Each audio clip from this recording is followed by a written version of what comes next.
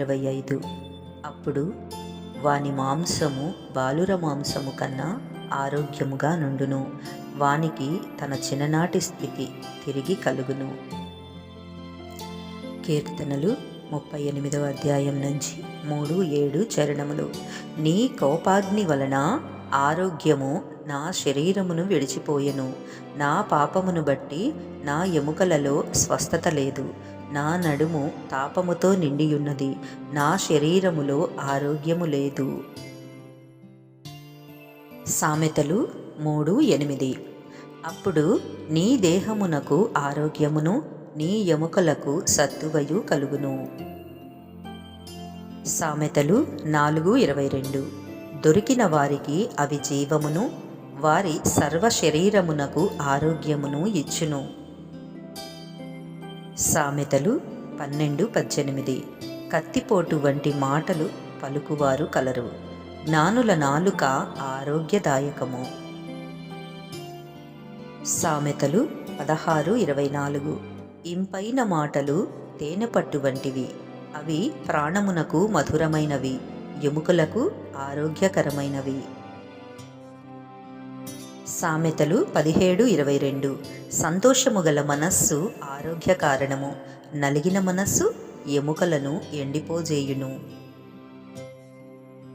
యెషయా 38:9. యూదా రాజైన హిజ్కియా రోగి అయి ఆరోగ్యము పొందిన తరువాత అతడు రచించినది. ఇర్మియా 30:17.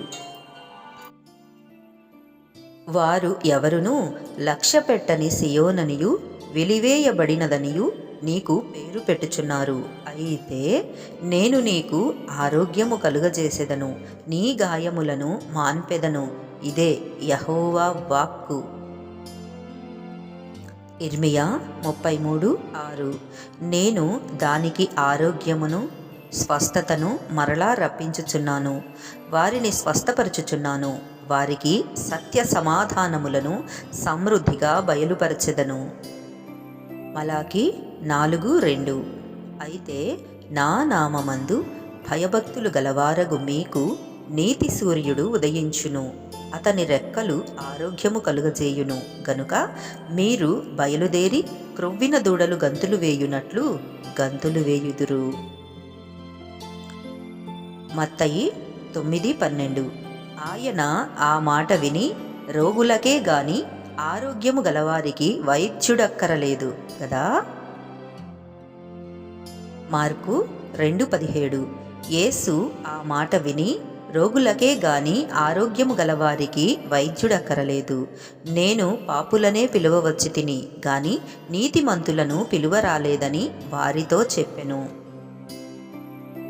లూకా 5:31.